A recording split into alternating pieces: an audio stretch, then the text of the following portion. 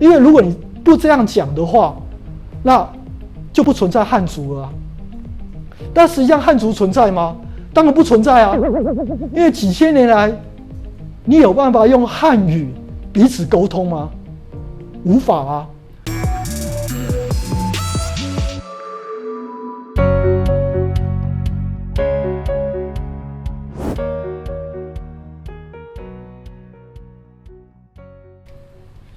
大家好，我是王哲义。那我自己个人是从生物资讯、生物领域出发，然后透过基因来探讨跟台湾人有关的过去的血缘或一些脉络相关的东西。那因此陆陆续续有接触一些跟台湾有关的一些事情。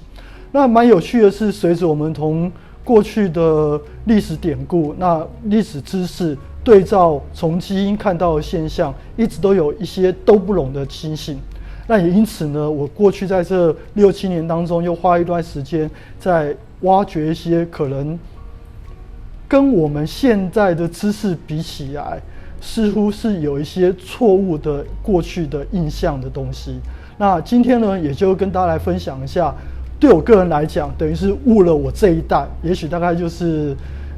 1970年左右出生的这一代人所学到一些跟台湾有关的或跟中国有关的历史知识的时候，会发现似乎是误了我们这一代将近20几年或30几年的一些相关的一些冷知识，或者是一些台湾的一些小故事这样。那首先想跟大家分享的是有关于汉语的东西。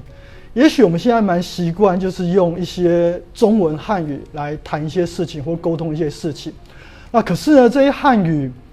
严格讲起来，跟过去中古或近代的汉语其实距离蛮远的。尤其是现在有很多现代化的名词，而这些名词其实仔细去回溯一下他们的来源的话，会发觉他们其实是大量的来自日本的汉语。那这些汉语在学术界里面，或是在网络上，你可以看到一些很多文章或一些资讯都在探讨，就所谓的和字汉语。那和就代表日本。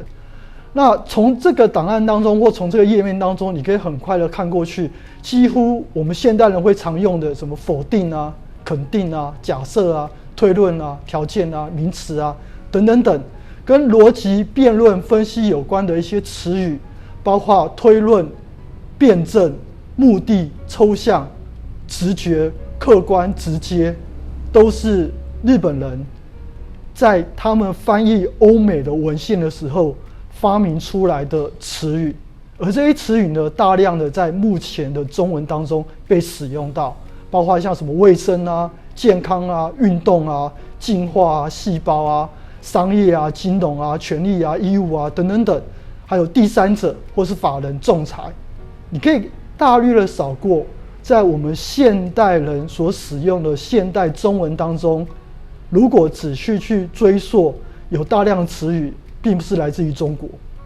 而是从日本再传回来台湾或传回来中国的。那尤其是有一些字尾为团，什么社团啊、财团啊，或什么会，像加拿大牙医协会的这个协会，或是台医协会这个协会，或是什么什么力、购买力啊等等。那包括像什么大型、小型、现场、广场，或什么字，或什么信，或什么话，甚至什么什么主义这一类的词语，在现代人使用当中充斥在我们日常生活里面，全部都不是中国固有的词语，都是在最近这150年左右，由日本人大量翻译西方的文献所创造出来的语词。而这些语词呢，随着中国跟日本的交流，又重新回到了中国。那日本当初在创造这些语词的时候，当然也大量的参考过去中国固有的词语，那重新发明出来的词语。清末民初阶段的时候，这些词语大量回传中国，会产生蛮有趣的现象。首先是当时的中国人其实并不太能够使用固有的中国词语来描述一些现代化的事物，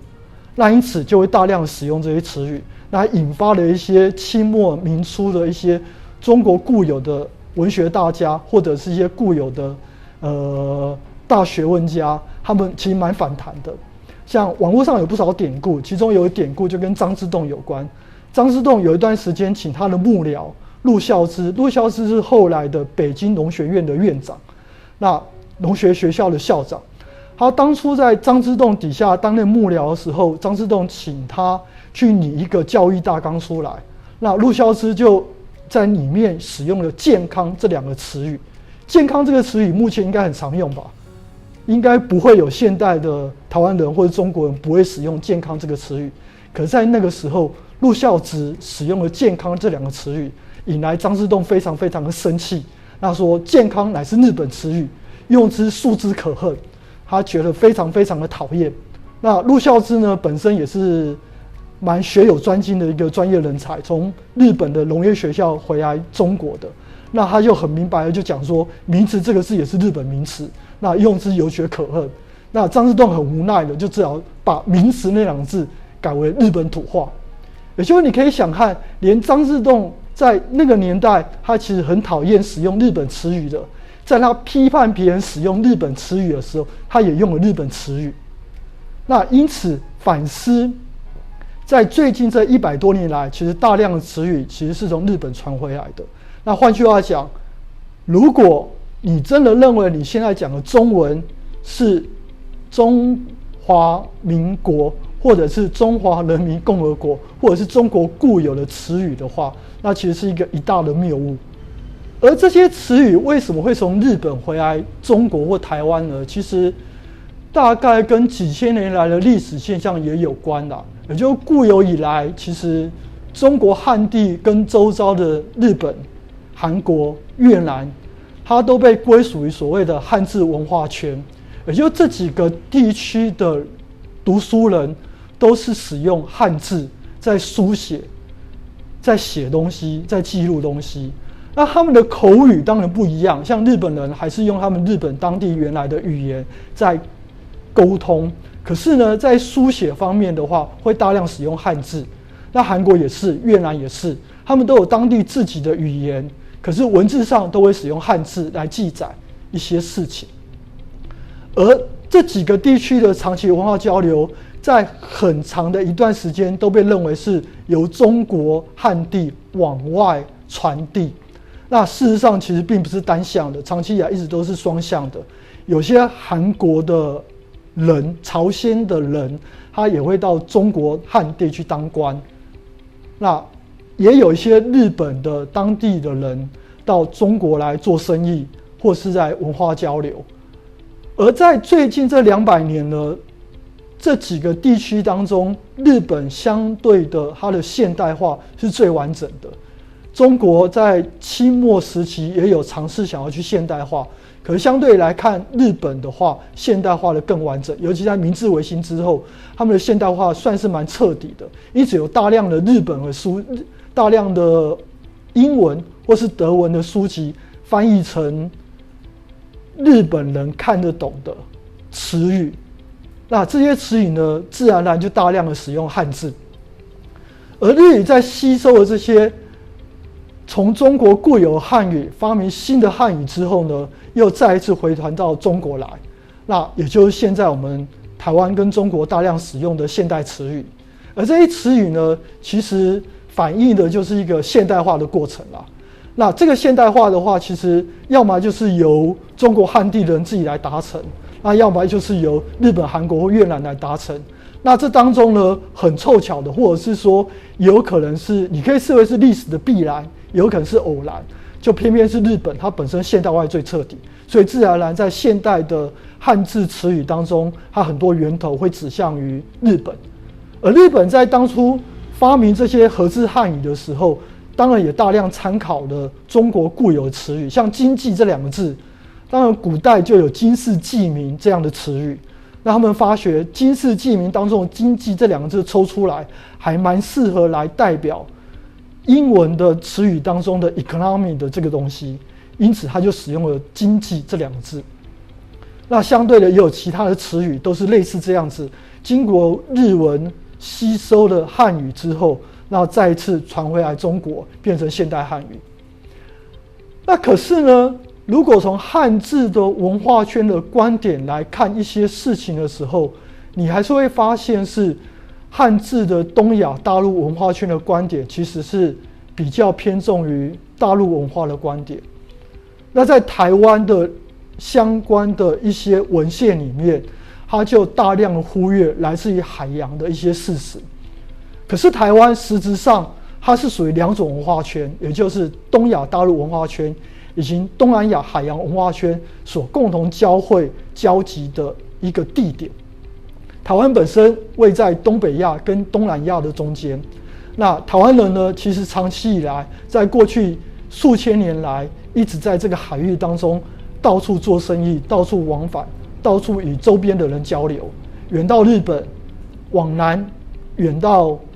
马来西亚、新加坡，甚至往西到印度、到中东都有可能。而在这样长期透过海洋与世界各地交流当中，其实台湾人本身的过去的文化习俗带有大量来自于东南亚海洋文化的特色。而东南亚海洋文化的话，在归属上会被归属于是使用印度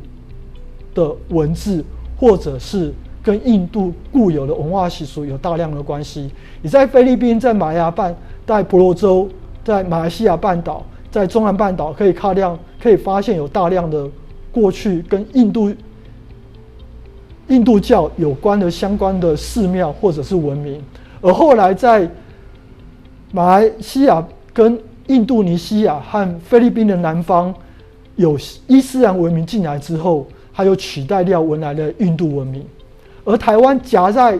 东亚大陆文化跟东南亚文化当中，它其实是长期以来吸收了这两种文化。可是我们的文字记录是来自于汉字的文字记录，而这个汉字的文字记录是很明显的忽略了来自于海洋的东西。而且汉字的文化记录里面，其实也几乎都不会告诉我们这些汉字其实是来自于日本。那为什么会有这样的现象呢？其实跟台湾过去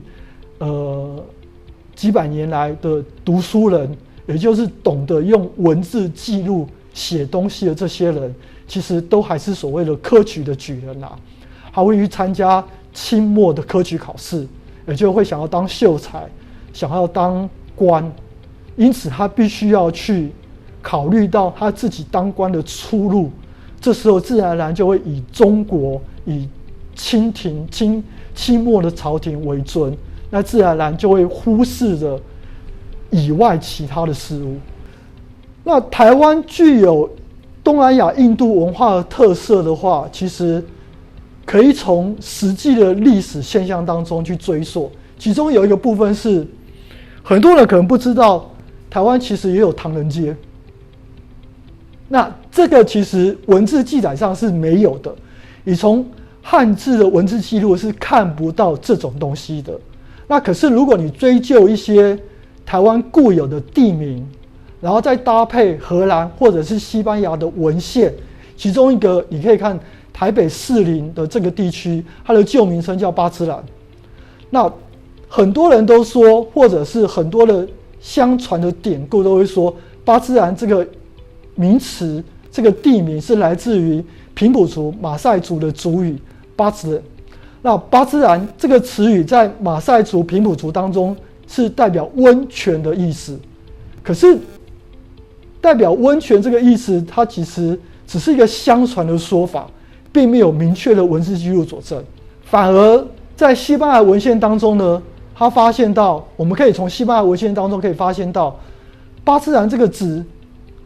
好像应该代表的是唐人街的意思。在菲律宾马尼拉的华人那个地方呢，叫做 Paliran， 它代表意思就是唐人街。在菲律宾马尼拉地区华人居住的地方，西班牙引用当地的语言，把他们叫做 Paliran。菲律宾马尼拉华人呢，他又叫做森里。那什么是森里？台语讲就神里郎啊，神里郎就是森里啊。那时候的闽南人在东亚海域到处做生意，到处做生意，所以叫做神里郎。因此在马尼拉菲律宾当地称华人，所谓的华人其实指的就是闽南人。那他指的闽南人就是到那边做生意的闽南人，就是神里郎。那在马尼拉地区的神里朗唐人街就叫做神里朗帕里人。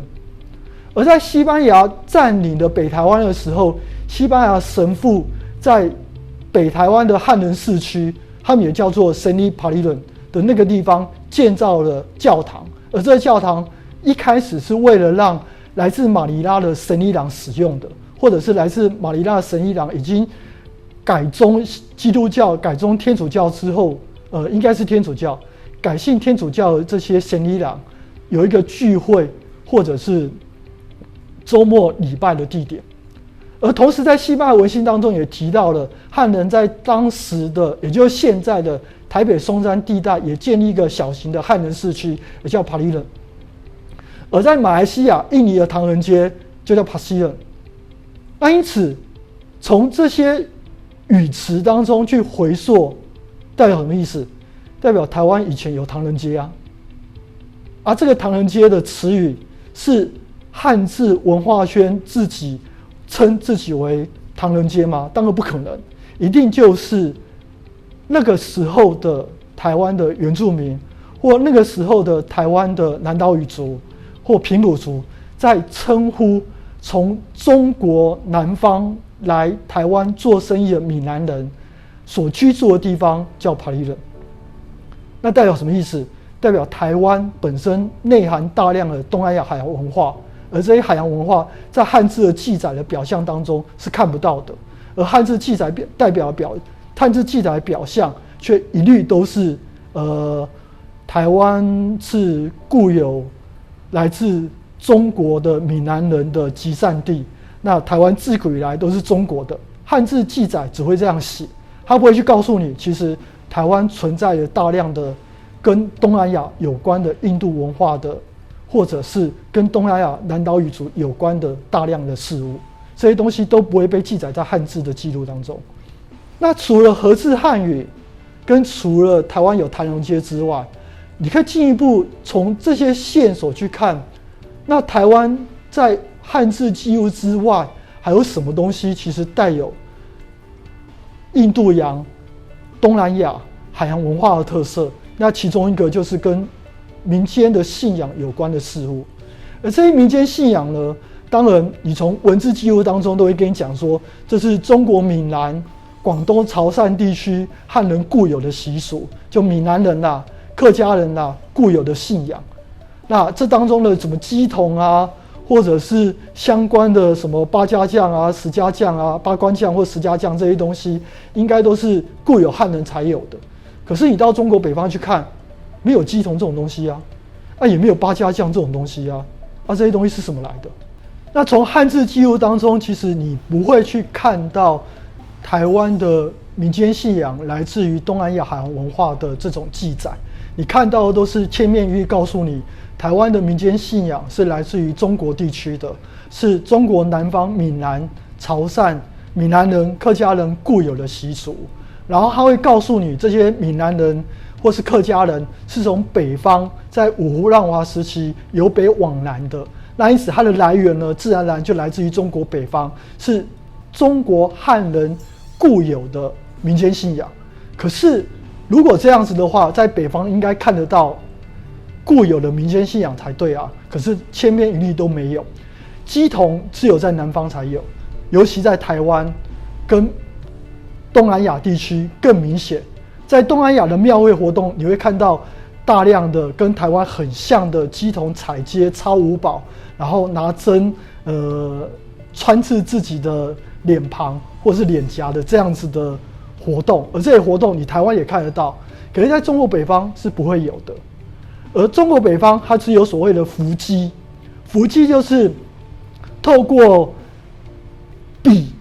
然后透过器材，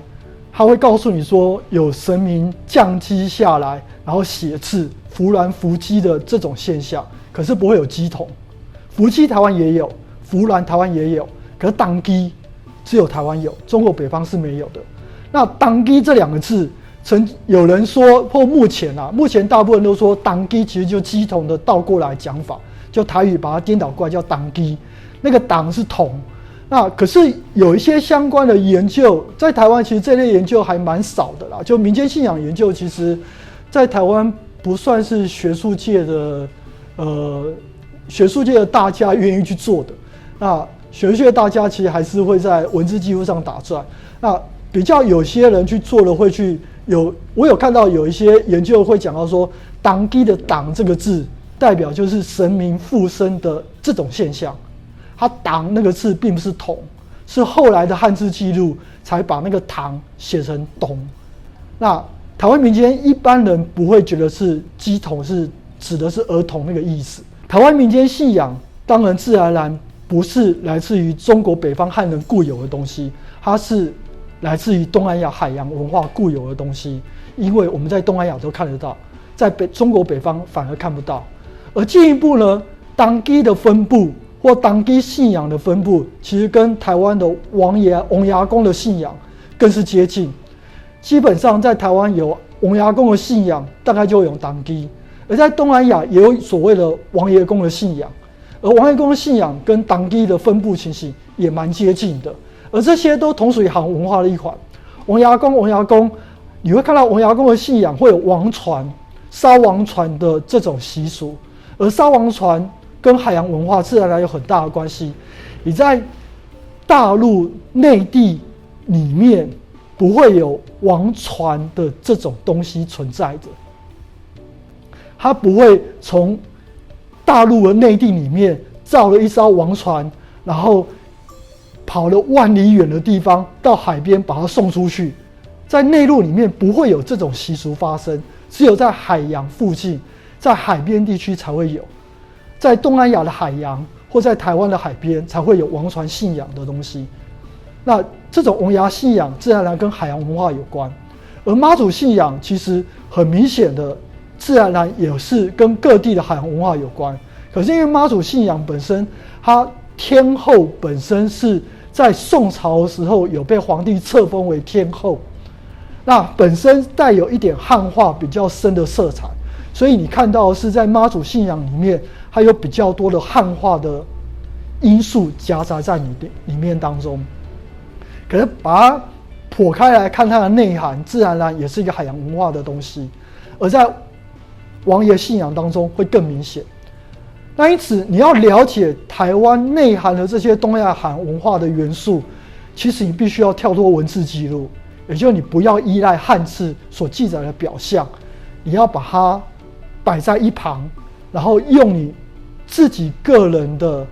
感觉或者你个人的直觉去看习俗，看庙会活动，你就真的去看啊，在 Google 的当中去找寻一些民间信仰的影片，你就看那些民间信仰的影片，然后再对照东南亚民间信仰的影片，然后再对照中国北方的民间信仰的影片，看这些庙会活动，你直接看，用眼睛看，你会发现，跟文字记录不一样啊。你会自然而然会发现是台湾的民间信仰跟东南亚民间信仰是比较像的。那跳脱文字，依赖你真正的观察到的现象去看，我个人觉得，在探讨台湾相关的事物的时候，你必须要依赖这个东西，依赖你自己个人的感觉啦。那讲起来就是素养啦，你要有一定的素养去观察，那自然而然会分辨出来文字记录是假的，那因为跟你眼睛真正看到的是不一样的。那汉字这个东西，它其实本身是有一定的作用的，而这个作用一直持续了几千年下来。那在西方呢，跟汉字很像的作用，其实就是拉丁文。拉丁文本身，古典的拉丁文本身也形成一个书写的系统，而这个书写的系统在欧洲的文化当中，一直有几千年来传递到现在。而拉丁文，古典拉丁文其实就是一个书写系统，它不是一个口语的系统。而在东方呢，其实汉字本身就扮演类似的效用。你可以去看大量的文言文，而这些文言文呢，大量的文言文都是几千年来一直被用的。尤其是你看春秋战国时代的文言文，跟现代或者是清末民初的文言文，其实都一样都看得懂那蛮有趣的。也就是你发现是有一个书写的文字系统，这个书写的文字系统是可以历经几千年来不太改变，所以它很有效的可以把几千年记载的东西传递下来，然后原汁原味的搬到现在。那现代的人，如果你只要花一段时间去学习这一套文字、文言文文字，你就有办法去读懂几千年前写的东西。那当然呢，在欧美地区，如果因为花一段的时间去学习古典的拉丁文，你就有办法去读懂几千年前欧洲的古典拉丁文所记载的东西。那在东方也是，而这样的现象就形成所谓的东亚文化的汉字圈。可是呢，汉字可以共同书写使用，也就是在中国汉地各省的读书人参加科举考试的士大夫，都可以用这个汉字去写他的文章，去做他自己的发表。可是呢，却彼此无法沟通。现代的汉语，或者是汉语的分类，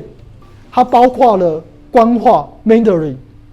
或是包括了闽语、粤语、客家话、吴语、湘语，主要分成这几大分支。可是呢，讲这些话的人彼此是无法沟通的。你讲闽南话的人跟讲广东话的人是彼此听不懂的。也不要那么远讲到广东话，在台湾闽南话跟客家话彼此就无法沟通啊。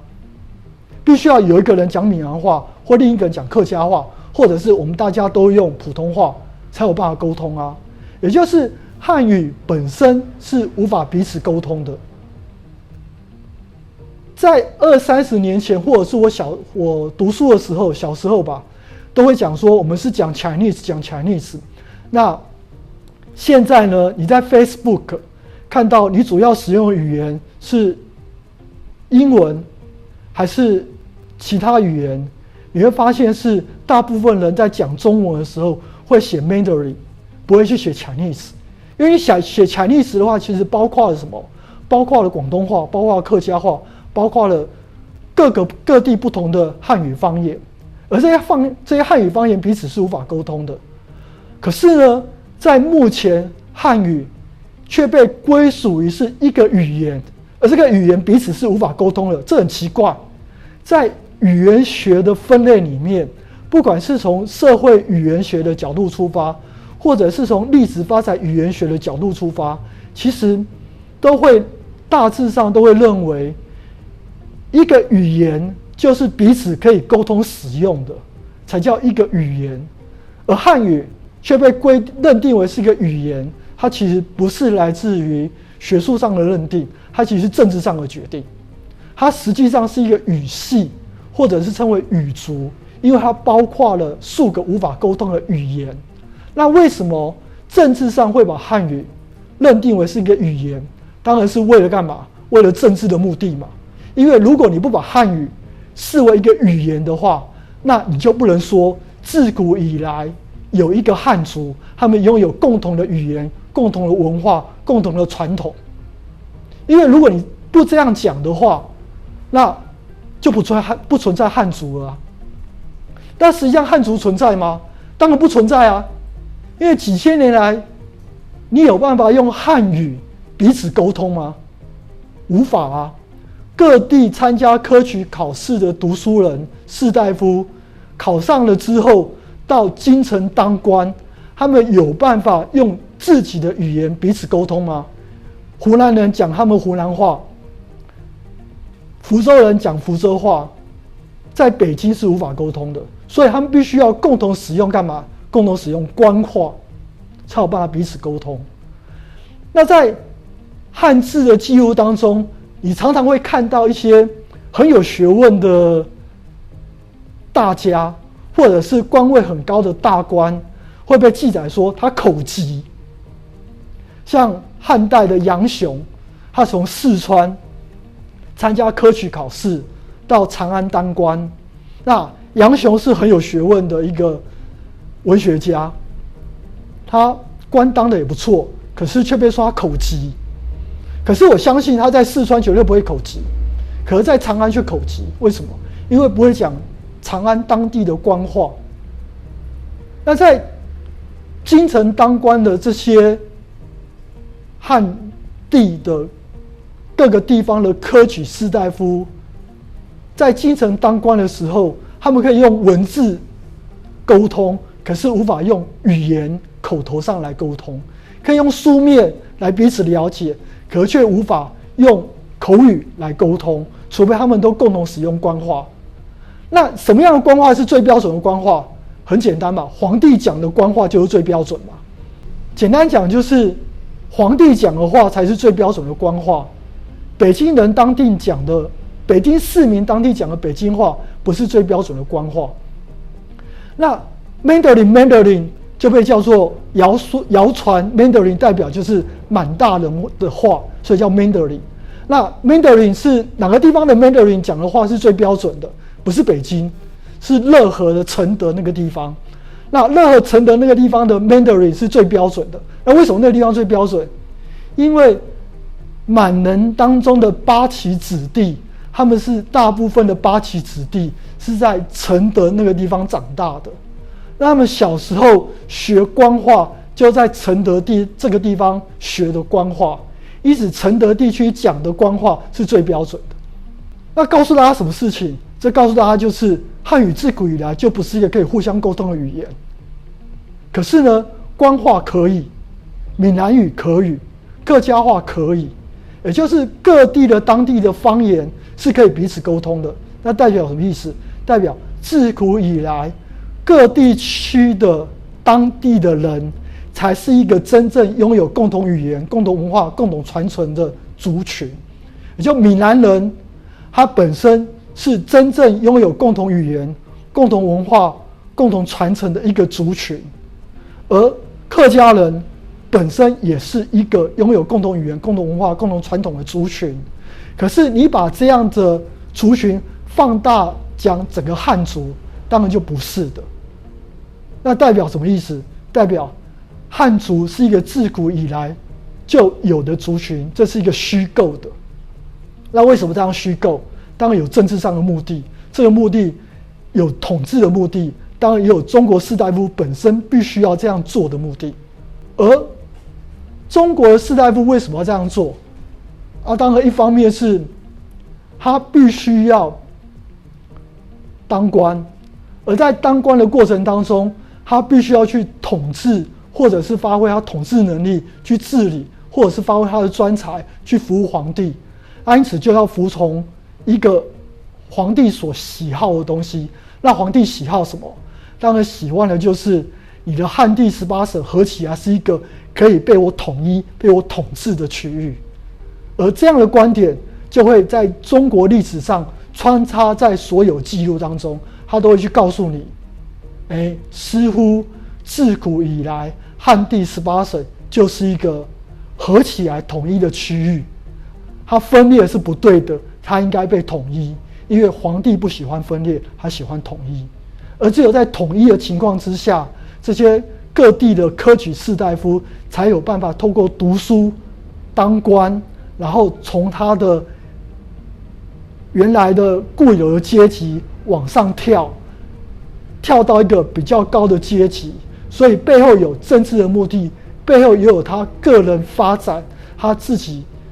才能，或者是发展他自己的阶级的目的。跳脱汉字记录，尝试着想要去看更真实的现象的时候，你就会不断的去反思几个问题。那其中一个跟台湾有关的问题就是，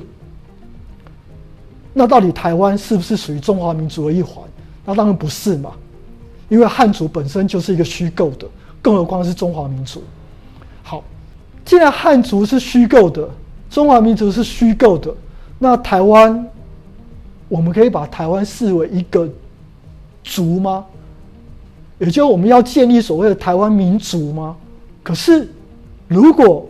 我们尝试着去谈台湾民族这样的概念，它其实又掉进了大中国的陷阱。什么叫大中国陷阱？就是一样嘛，你的思维一样无法摆脱传统科举士大夫所带有那种民族主义的观点。那民族主义这个观点，其实严格讲起来是只有汉人才有的观点。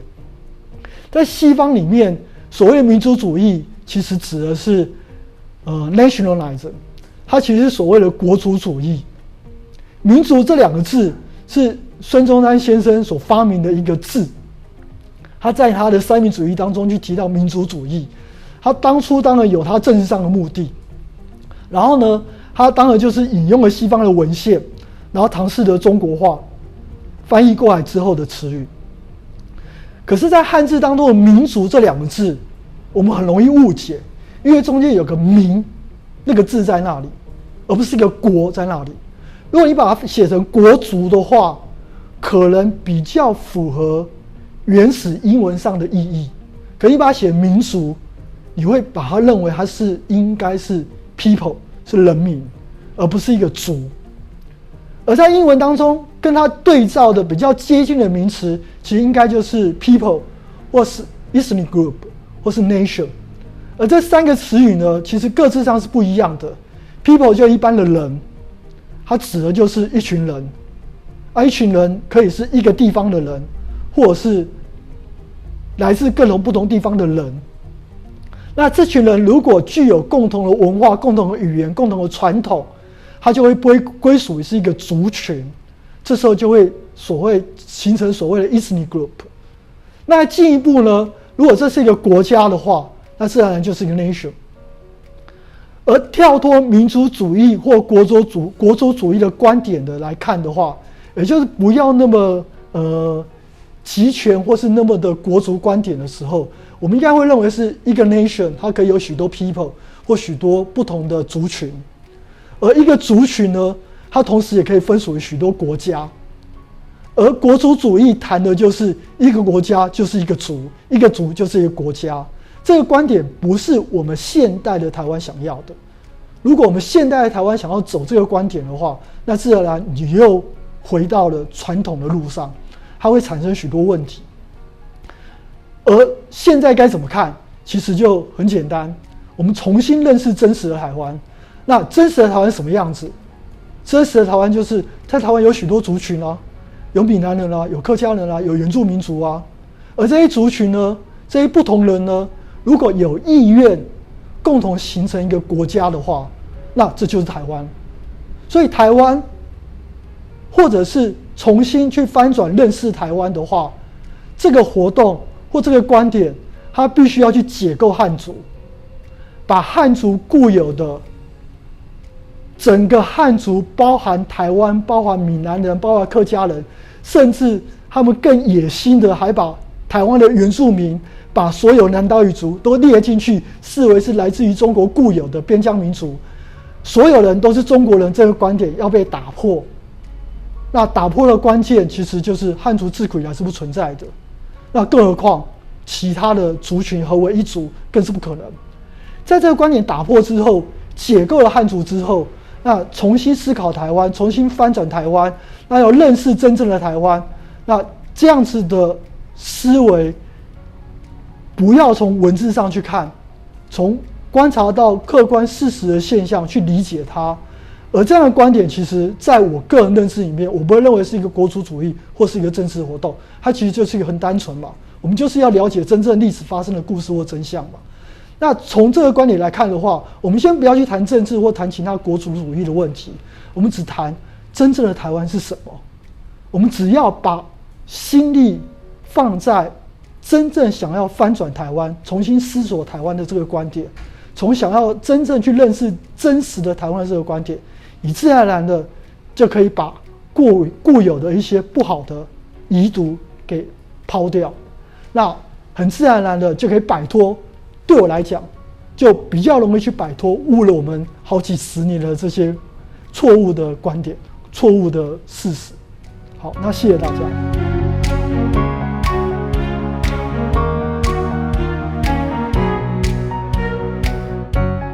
当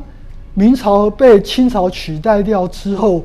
朝鲜有一段时间是不认为清朝是正统的，他反而认为朝鲜才是真正继承明朝的汉文化或者是东亚文化的正统的继承者。韩国其实抱有大中华主义的情怀。那再来是他们反日反得很严重，所以相对的你会看到是韩国会比较亲中，比较反美。然后在目前现在的，尤其是川普上来之后，或者是现在的国际环境的架构之下，那太平洋地区是要组一个防堵中国的联盟的这个架构情况之下，韩国他感觉上他似乎都尝试着想要去走一个两面讨好，既不亲美也不亲中的这种策略，而这个策略其实是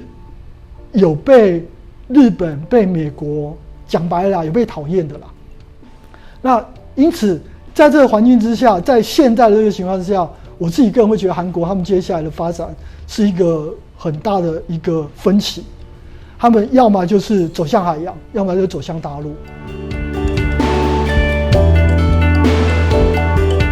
就我读到的资料当中显示了大概有2个脉络，一个脉络是有些日本的学术研究工作者在日据时代调查台湾各种社会文化语言现象的时候，他们有些人还是会使用汉字的记录来传递一些事实，这也是在目前许多尝试想要去研究台湾史的人，他去回看过去日本记载的东西的时候，有些人他会看到是有2个截然不同的观点在彼此激荡，那这个东西都存在的。然后在目前，其实在日本、在台湾都有这2方面的观点在看各式各样台湾的事物。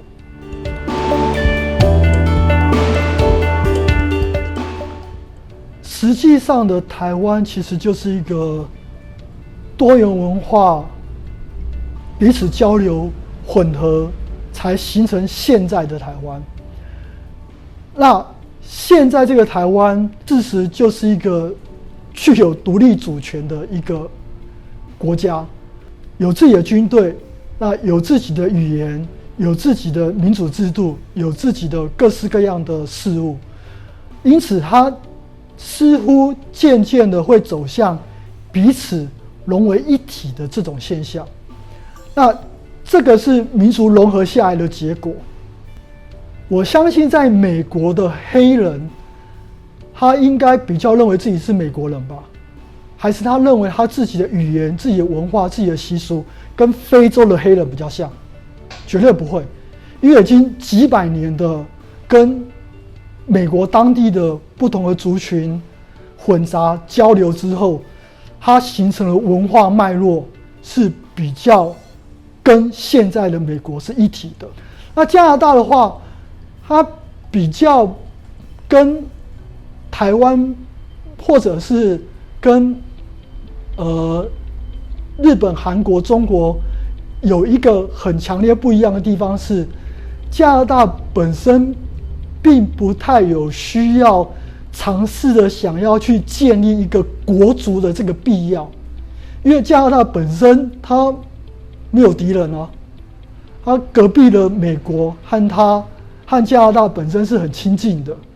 然后它没有外来的威胁啊。那通常会有国族主义兴起的地方，都是因为面临的外在的威胁嘛，才有必要尝试的把自己合为一体。因为如果你不合为一体的话，你可能就被灭掉了啊。因此，在加拿大的话，我觉得是一个相对于台湾，它可以更文明，也就不同文化、不同族群的人是可以不断的去强调，我们是多元化的地区，我们可以各个不同族群、各个不同的原住民、各个不同的移民，可以展现他们自己的文化，展现他们自己的特色。只要我们彼此之间可以交流、可以沟通就好了。可是在台湾，这种交流、这种沟通当然是必要的，可是它似乎还必须要有一个概念必须要建立起来，那个概念就是起码你要把自己当作是台湾人，而不是非台湾人。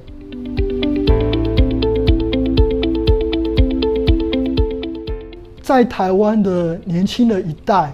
其实相对跟我们那一代比起来的话，他有一方面比较好，一方面比较不好。比较好的地方是在于台湾本身的教育已经试图摆脱大中华情怀的观点，可是由于目前大量在网络上的知识，尤其是中文的知识，它其实有大量的来源是来自于中国大陆，所以它在网络上尝试着想要去理解各种文化脉络或理解各种知识的时候，它其实很难摆脱来自于中国大陆的资料。尤其现在新一代的台湾的小孩子在用语上很自然而然会使用跟大陆年轻人共同的用语，那包括台湾目前的媒体现象，很多时候会发现是他不会使用台湾固有的文字或台湾固有的词语，他会用大陆目前的词语，像什么牛逼啊等等之类的词语，火红啊之类的词语，而那些词语过去台湾人是不会用的。那我自己个人呢发现是，在台湾其实注意到这个问题的人也越来越多啦，其实年轻人自己也有自觉啦。那因此在政府政策上，目前是会希望台湾走向双语化。双语化是一个不错的方向，因为英文本身它可以提供相对于中国大陆的中文所记载的知识，可能一些更摆脱掉大中华情怀的一些知识内涵在内。那如果尝试用英文来了解各个不同的知识的话，它自然而然就可以摆脱汉字的拘束。那目前台湾人其实当然目前的大部分台湾人其实英文没有那么好啦，所以其实还是会依赖中文。可是随着渐渐的大家的认知越来越清楚之后，那就会愿意去摆脱掉这个问题的。因此我在目前的话会觉得台湾人也有自己的自觉在两个方面，一个方面是有些人就会选择我用英文，那有些人会更直接，我把母语强化，也就是用台语文、用闽南语、用客家语当做最主要的母语，它自然而然就相对也可以比较减弱汉字文化的影响。那可是相对英文来看的话，用台语文、用台语文、用闽南语文，或者是用客家语文，它还是比较会受到影响。所以我自己个人会建议啦，其实在目前新一代的小孩里面，当然是从英文出发去学现代的知识是最好的。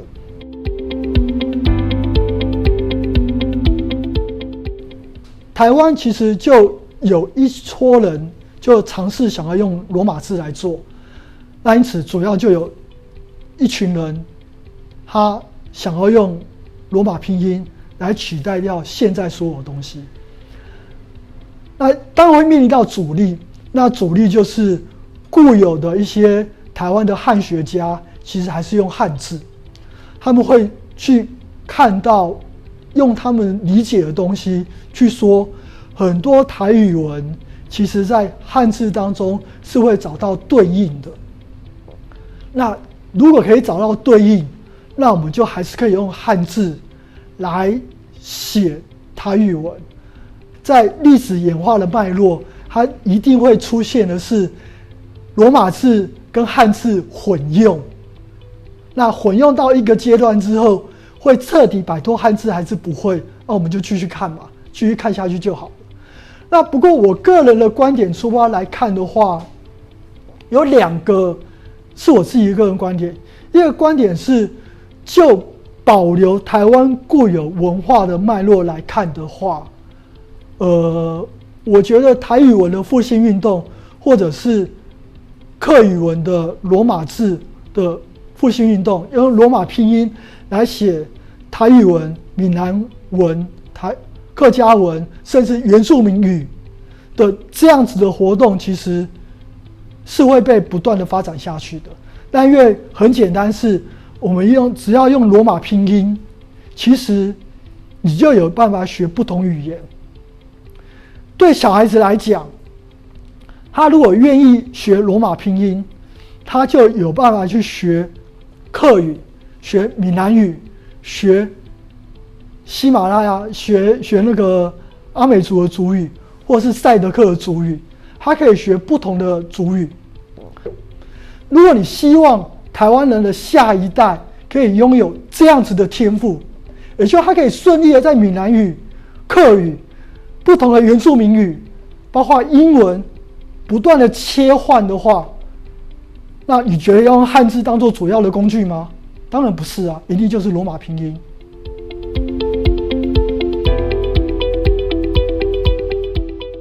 2012年的时候，我到林玛丽医师的实验室当中工作。那我们那时候尝试的当然就是延续林玛丽医师的研究，想要从大量的基因资料当中去了解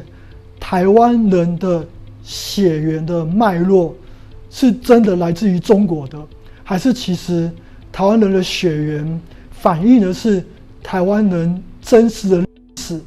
不是一路从中国北方到中国南方，然后到台湾。那在这样子的研究当中，我们当然就会去看到遗传上基因的资料显示的是台湾人的血缘很复杂，复杂的程度跟北方的汉人、中国南方的汉人都有些适度的差异，而这些差异反映的就是台湾人本身是一个移民的社会，而这当中就会让我想要的从过去的历史文献记载当中去追溯，或者是了解到底有什么东西记载上所讲的故事跟我们生物学遗传资料上看到的东西是相符的或不符的。那很自然就发现到汉字记录了许多历史观点跟真正的基因资料似乎不太完全可以合得起来。像南岛语族是从台湾和太平洋岛屿彼此交流扩散在这整个区域，那你很难去连接到南岛语族是从中国北方一路迁徙过来的，因为在中国北方看不到南岛语族的基因。而台湾人的基因跟海洋地区南方汉人、日本、韩国、越南的基因相对上也比较接近，跟中国北方的距离遗传距离相对比较远。那如果中国北方汉人是台湾的闽南人、客家人的原乡的话，那台湾人目前的基因应该要跟北方汉人很像，跟中国南方的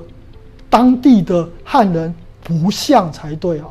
因为中国南方的汉人跟北方汉人不一样啊，中国南方汉人是中国南方的当地的居民啊，并不是一脉相承的北方汉人啊。那从这样的脉络不断的去看各式各样的文献，一路走下来就走到现在。在离开林玛丽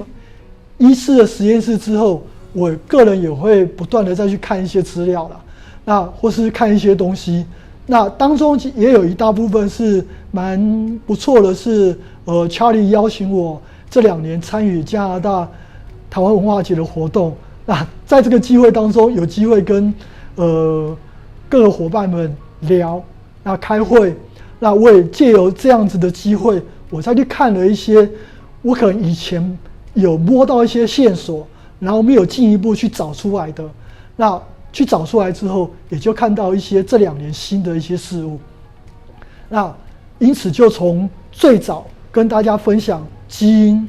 然后到上一次跟大家分享台湾本身比较像是一个海洋文化的脉络，而不是这个东亚大陆文化的脉络。到现在的话，进一步的去谈，其实东亚文化的脉络在台湾其实就被藏在汉字文化的遗毒当中。那要去看台湾本身属于海洋文化脉络的事物，你就要摆脱掉这个汉字的脉络，才有办法去理解它。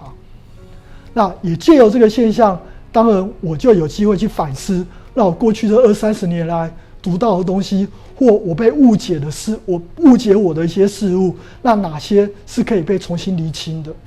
那很有机，那不错，就是这一次有机会跟大家来分享这样。